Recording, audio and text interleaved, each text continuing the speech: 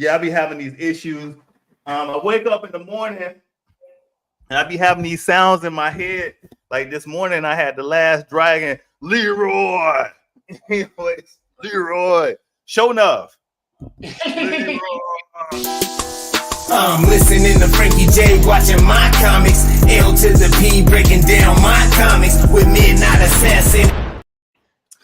I guess you trying to get into the show. We in the show. Anyways, welcome back, fellow knowledge seekers. It's my comics busting through your speakers. I'm your host, Frank to the J, and this is Midnight Assassin. And we back. And say hi, man. Man, I ain't saying nothing. Great. We back, and we want to talk about 3 shows because October is that month of the year that give us everything we looking for, kind of. All right, so we'll spend a couple minutes on Agatha. We'll spend a couple minutes on the Penguin, and then we're gonna spend a couple minutes on Superman and Lois. And did you watch Superman and Lois? Man, you said you watched 2 episodes. I only saw 1. After the show, I'm gonna hook you up, dog, because you my boy. I knew I should have hit you up. I got you. Listen, we're gonna start off with that right there. I'm gonna tell you, man. Whew. For to be CW, and they had to drop the budget a little bit. They did not disappoint. I mean, I saw you talking about Doomsday. I mean, the first 2 episodes was hopelessness. You know, you like, yeah, they gonna heal Superman. They gonna bring him back. Nah, dog. Nah. What you mean? I don't even remember that. Dude. Because he was fighting old dude that was like sick. And they had to bring him back. Something like that. Spoiler alert. Listen. What? I can't remember if it was into the end of the first episode or maybe early into the second episode. Listen, Doomsday beat the brakes off this dude. I'm talking about he was standing up, and then next thing you know, Doomsday knocked him into an asteroid. And this is one of these moments where you know, you like Superman, you know how in a fight scene, you laying down, you like, all right, I gotta make a comeback. And Superman started powering up his rays, his heat vision, right? We thinking, and Doomsday flying at him, got the fist out. Superman threw a meteorite asteroid, broke that shit in half, son. And then he brought Superman back to Smallville and dropped him off in front of Lois Lane. Like, here, take him. What? And then, no. And then the last part was, because I don't know if you remember at the end of the season, Lex Luthor said, bring me his heart. He brought Superman's heart to Lex Luthor. Oh. Ripped out his chest. Oh, dang. And so that's the thing, like, you know, with the Kryptonian technology, the mom don't know if she can bring him back without his heart. So that's the first 2 episodes. So of course, Jordan, he thinks he can hear his dad's heart or whatever as Lex Luthor running game. And his brother Jonathan saying, hey, no, it's a trap, player, it's a trap. He's like, I gotta go for it. And guess what? Lex Luthor handled this dude again. That's why you hear me say, how you get dusted up with powers? Like it was in the second episode, they was in a bar together in front of everybody. So Jordan rushing there, Superboy, right? And ran up on Lex, and Lex like, hey, you better be prepared to do what you gonna have to do, son. Like that. And so Jordan took him and put him against the wall. Right, and Jordan was like floating while he had Lex Luthor on the wall, and then Lex Luthor just started talking trash to him, like, "Listen, this ain't something you want to get into." And then Lex Luthor started walking towards Jordan, and Jordan backing up. And talk to him, and I'm sitting here like, dog, if that had been the 616 universe, They would have dusted Lex Luthor ass up. Dusted him up. I mean, Moon Knight, Deadpool, Wolverine, Hawkeye as Ronin. They would have dusted Lex Luthor up in that bar. Like, what? Ta, ta, ta, ta. We'll wait for you to come do what you're going to do. You do your worst. Injustice Superman. Right. Right. About Superboy Prime. Right. Right. So next thing you know, they have Lex Luthor figure out that Jordan is Superboy. Then he asks Jonathan, do you have powers? And this whole time, right, Lois Lane, she trying to act like she hard. You got cancer, player. You on your deathbed. You may be recovering, but you on your remember in the last season, she had cancer and she was in recovery. So she's still going through the chemo stuff from what they was relating to, but she kicked down Lex Luthor's door and busted to his little room like she gonna do something. Like, man, you telling me a lot of stuff I ain't see. Cause I ain't see none of that. Like I just started off with this last season right here, and I'm thinking like you telling me Superman dead, but I'm like, he don't look like he dead. Like he teaches drive cars and stuff. We on season 4, player. That's what I'm watching right now. I'm watching season 4. Like all I seen was the dude that they give this injection to, and he comes back to life. Like, and Superman's fighting him in the first episode. And then the grandpa, he's trying to he's trying to get in cozy with John Henry's daughter and stuff. And no, you're in season 3. That's season 3? Season 3. We in season 4, the final season, and then this season they saying they gonna do something that ain't ever been done before. Now I'm like, way behind there. I got a whole season. I didn't even know. And listen, while it is CW, like on the joint, I ain't like it just had one episode. Like right, no, I got you after this. I got you after this. I'm gonna take care of you. I can't be letting the secrets out online. But listen, I'm telling you, tonight you're gonna watch. You like, like, listen. And this is the funny thing. If I could count the screen time that they had Doomsday and Superman fight, it probably wasn't no more than maybe 7-8 minutes. Because it was mostly human stuff. They were showing us how they was reacting to Superman's death. Them dealing with Lex Luthor. Luthor bought up a farm. Luthor's going in on Lois Lane and stuff like that. So, but at the same time, I ain't even seen Lex Luthor.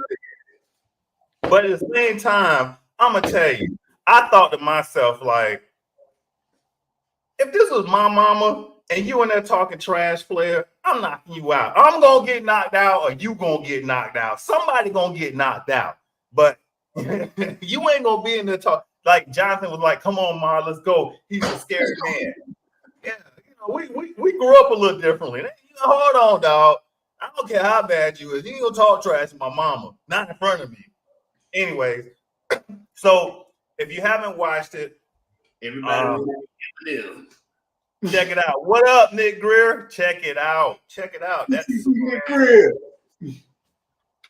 Whoo! I can't wait till next week. And also, Superman comes out on Monday night instead of Thursday night now. And again, what's my man named James Gunn? What they did is they told these mugs, "Hey, if it's live action, it got to go. We taking over everything." So that's why it's the last season of Superman and Lois. Oh, they killing it, right? Because it would have kept going. I mean, it's got a good following. And the storyline is good. But the only cons that I have with this is we got still John Henry Irons and his daughter in there, and nobody comes through and help. You know what I'm saying? Nobody comes through and help or with Superman or round up Lex Luthor like the Steel characters. They just kind of on the sideline. They don't put the suit on no more. They ain't put the suit on in these 2 episodes. And I kind of seen a commercial where Lex Luthor actually got the suit. I don't know how he got the suit, why he got the suit, but I seen a commercial with it. I don't know if they like was messing with us or not on it. So we shall see. All right. So season 3 introduces Lex Luthor. So that's what I'm about to see. Hold on, you just told me I was on the wrong season. Like I literally watched season 3 last year. Dude, I pulled up the season. I'm thinking like I'm on the latest season because it's only 1 episode in the season. I pull it up and I watch it. I'm like, all right, I'm caught up. It's only 1 episode. You telling me Lex Luthor done appeared, Superman done died, the steel characters ain't even putting on the suit no more. I'm like, man, like you watching something totally different than where I'm at.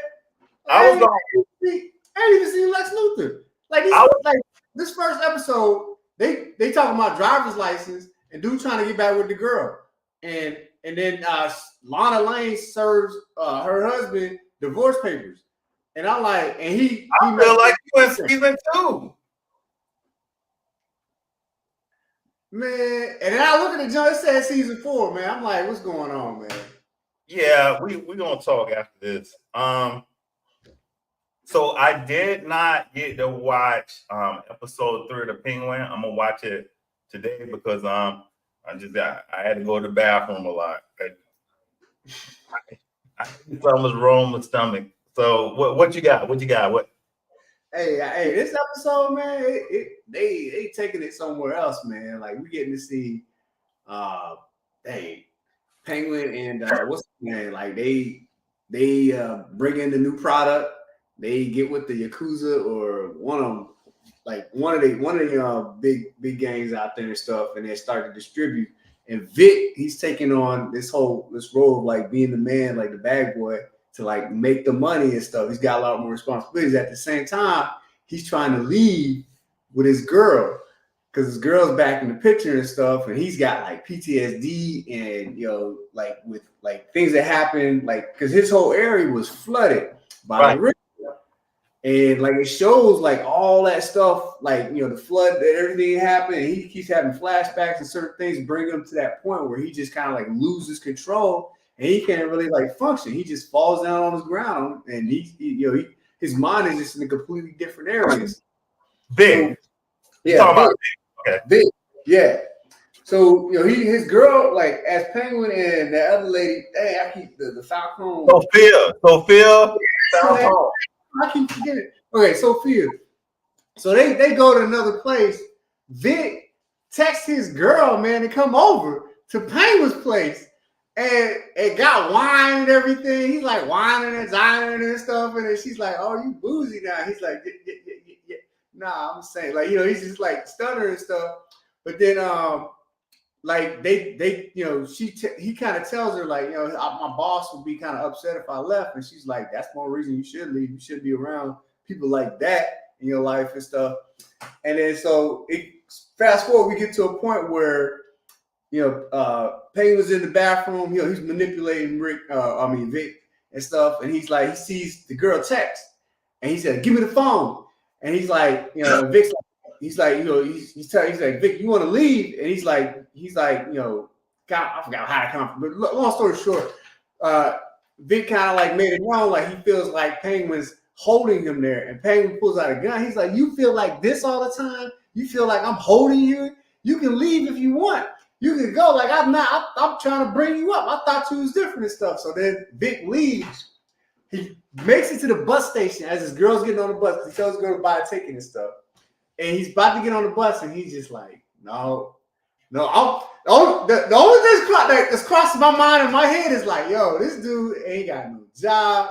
He's finna go get this girl pregnant, and he ain't got no money, and they just gonna be struggling. Like, he just went on a bus somewhere, bro. I'm like, yo. So he doesn't get out the car. He goes back to pick up the Penguin. Penguin and Sophia are getting ambushed by dang it, what's the other dude's name? Because it's the Falcons and the other dude. I know what you're talking about. But anyway, he gets ambushed by that family and stuff, and they got him on their knees. They about to execute him and stuff because they pull up in a Suburban, They about to execute. Vic, he's driving the purple car. He sees like them on their knees and stuff. He's just like guns it, runs dude over, like smashes him into the Suburban and stuff. Penguin gets in the car. He's like, yo, well, what about Sophia? He's like, yo, forget Sophia. Let's go. And that's the episode. After all that buildup, he was trying to build trust with Sophia, and he betrays her again. And Penguin's just gonna be Penguin. Like he's just always a dirty, manipulative dude. Like he gets you in, and he makes you think like, oh, like he's there's a code or something. He doesn't live by any code. He's just a dirty human being. Right. The show just keeps showing that. Even through him manipulating Vic and stuff, like you just know by what he's done to everybody else, he's gonna happen to Vic pretty soon. And that's probably gonna be the reason why he turns into Victor Zsasz. Oh, right. I think Penguin gonna lie to Sophia and get back in our good graces because I was. He gonna lie. He gonna figure something out. Like it's, and I mean, cause that's even if she survives. Cause I mean, she ain't even the main character. So I'm like, yo, how is she gonna survive? Like, she ain't the main character in like the main storyline. So are you sure? Because I'm reading on Reddit like she a breakout character. Oh, she is. Okay, I ain't never heard of her. So like maybe she is a main character. Hold on. We gotta look. Sophia. I mean, you just don't ever hear of Sophia. Like I hear like you hear like Poison Ivy, you hear Catwoman, you hear like Harley Quinn. Like I ain't never heard of Sophia. Like even when they was bringing Barbara Gordon at one time, like having her act funny in Gotham. Like, you heard about it. Like I was like that never really happened, but they brought that out to happen. But I ain't never heard of no Sophia. Well, the reason with that because you ain't read all the comic books and neither have I. Like I didn't know that Commissioner Gordon had a crazy son. I didn't know that either. Was a serial killer, yeah. So before Penguin was coming out, I started seeing all this stuff, and it was like one of the name a villain who's should have turned out good, but they turned out bad, and then they named Commissioner Gordon's son. I'm gonna find it and send it to you, and I should just do a little short video on it so I can give some viral on it. But hold on, I'm looking. Dang God. That's what I'm saying. So like that's why we need to look her up real fast and see like what her story is. This fucking fly. Why I got a fly in my shit right now? Anyways, let me stop cursing. Hold on. I forgot how to spell it. You got doodle in there. There's doodle on the table. Nah, shit. I had a spot on. I had to put a bunch of stuff on the desk. Oh, it's two flies in here. So you know what? I hate flies. Anyways. Oh, Falcone. I'm bad at this. Oh, Sophia Falcone comics. Sophia Falcone is a fictional character appearing in DC, primarily associated with the Batman, debuting in 1996 to 1997. What? Who does Sophia become? The Hangman.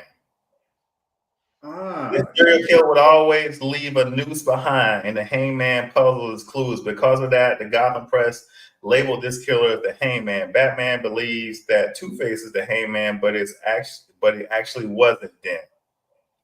I had to go pull that up tonight. Yeah, they kept mentioning that name, the Hangman. You think I'm the Hangman? Blah blah blah. Right. Oh, okay. Learn something new. All right, you ready? Hiding her crimes behind her disability, she murders her brother Alberto, thinking of him as a weakling and not worthy of Falcone name. What? Eventually, Two-Face kill Sophia just as he did her father, and the Falcone crime family empire crumbles. Whoa, that's like way different than Penguin.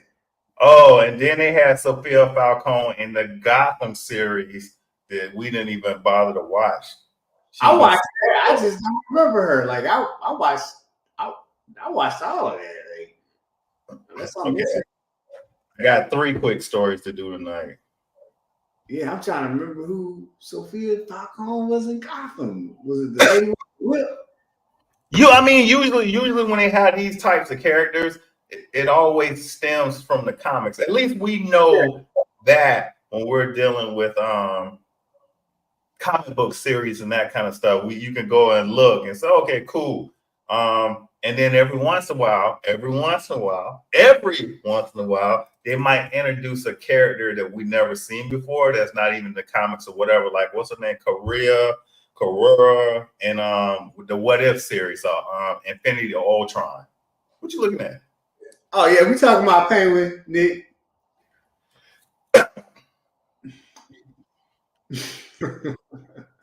All right, let's move into Agatha.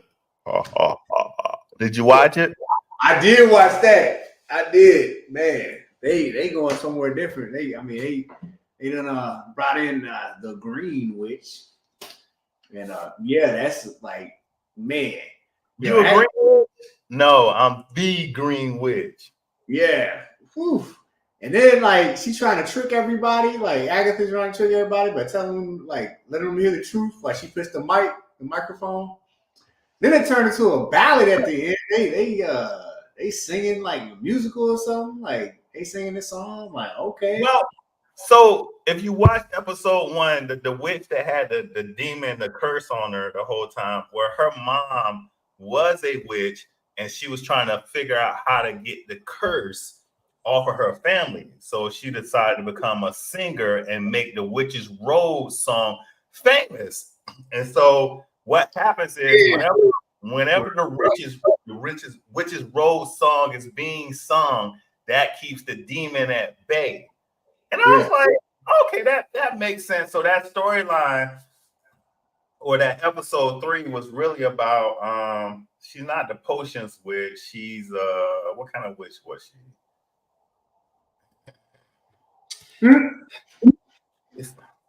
So I don't remember the potions witch, the Green Witch, and Agatha. But anyway, so that was her storyline. They got rid of the curse that was put on, a generational curse that was put on her family that killed her mom, her grandma, and the other thing. And I know you don't. I'm gonna say this with all honesty. To me, even though Joker is not Joker, Penguin is mob type stuff. And we got Agatha that's dealing with witch type stuff. They're the same type character. They don't care about nobody else. They don't care about nobody. They don't. They are just devious, manipulative. Man, and there's moments in there where they show Agatha just being like, "Oh, I gotta care." Yeah, like you think they got like some character growth or some character development? It's like, no, like they are bad people. They are not developing. They are just like learning how to adapt to like be an even worse person. Right. And then towards the end of the last episode, the Green Witch, because I guess they was like, share who your scars are. And so we discovered that the Green Witch had to take out Agatha's baby. So we don't know if it was for the Darkhold or she just had to take her out. But she went to Agatha, because remember the scene when they was about to kiss? Agatha and the Green Witch were about to kiss. Oh, yeah. When they was about to kiss, the Green Witch said, "That is not your son." Yeah. Like that. And so then that throws off the whole plot of like, well, who is he then? That's what I'm thinking. Like, crazy. Like, because I'm thinking that's her son and she's caring for him. She's wanting to bring him back to life and everything. She's trying so hard. And then she's just like, that's your son. Like, so I'm on TikTok and I'm searching. And I don't know why I'm searching, but I'm searching because I'm trying to figure out, okay, well, what's the inclination here?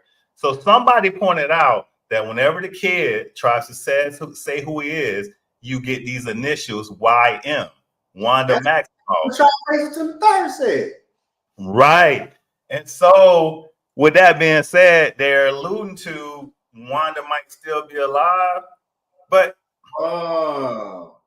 that's the real. And so his thing is that when he gets to the end of the witch's road, his wish will be to lift the curse that's on him, which will be to bring Wanda back. To lift the curse? I don't know. But I mean, does he even know what? It don't seem like when he says name that he realized ain't nobody hearing it. No, he realized it in the second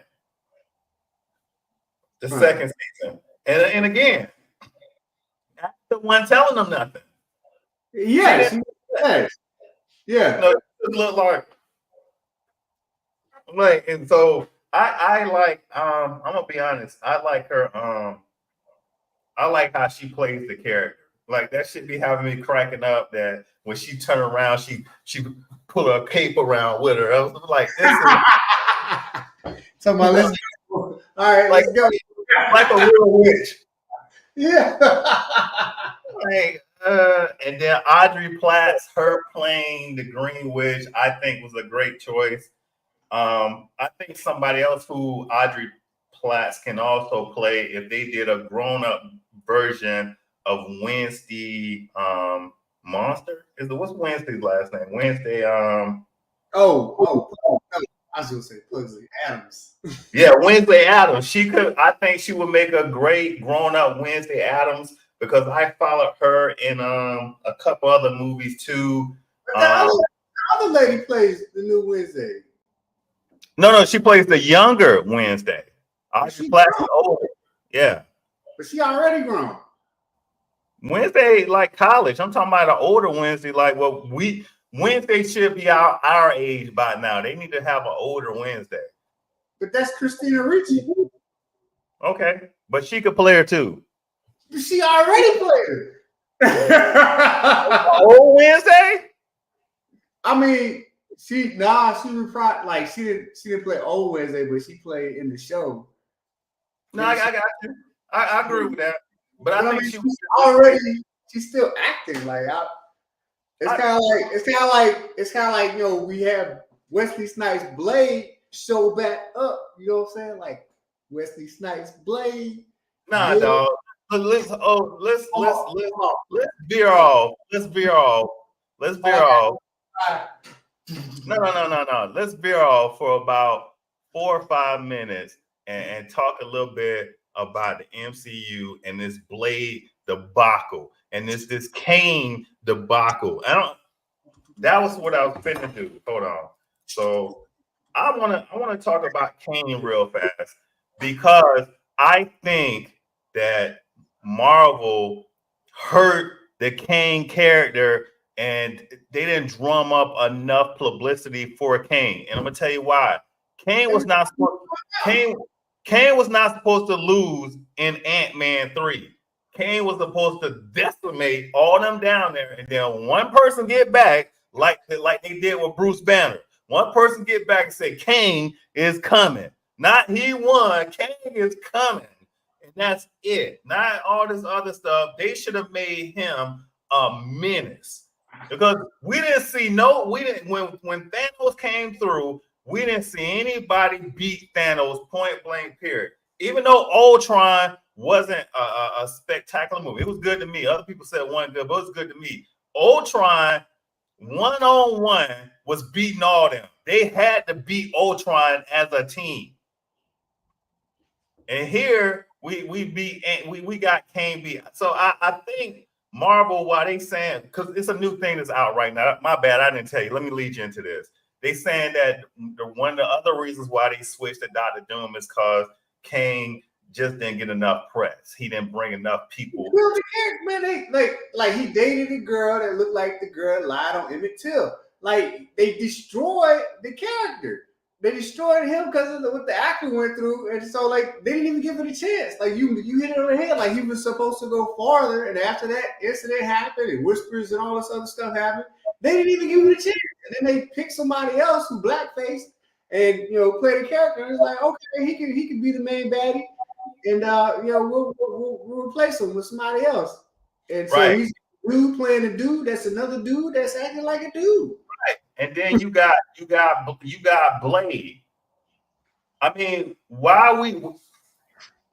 I'm gonna say this. Why we gotta wait 35 years later? Wesley Snipes is older than us to get Blade back. Like the movie saved Blade, saved Marvel. We should have kept going. Like we got 5 or 6 Superman since then. We got Batman since then. We got Wolverine since then. We should have got some Blade, but we did.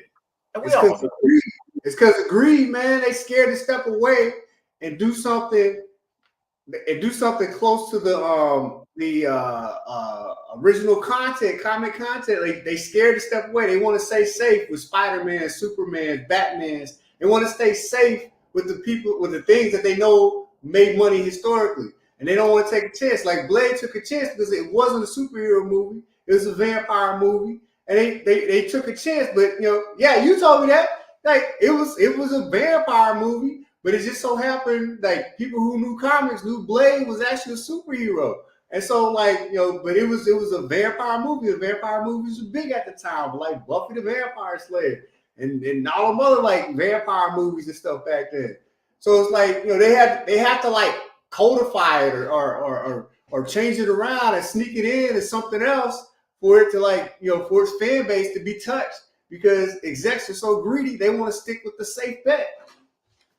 They should have took a couple of these characters and sent them into a supernatural world. Let the vampires light up the Avengers, where they would have to call in the expert, and that would be Blade. That's how you introduce Blade the same way you introduce Black Panther, and then you start keying them in. And what I realized, and what I was doing this past week, I realized that we don't have to do any, what is it called, race swapping. We have more than enough Black characters out there that we're not using. Listen, I was in the 1990s. We had a cat by the name of Rage. Don't cut me off. Just 2 minutes. We had a cat by the name of Rage. Get your hand off the mic. Let me slide that down. Come on, man. Stop playing. Keep going, Ray. Keep going. You got time. Go ahead. Finish your Rage. We'll discuss Rage next week. We will. Peace. Hey, thanks everybody for showing up. I'm listening to Frankie J, watching my comics. L to the P, breaking down.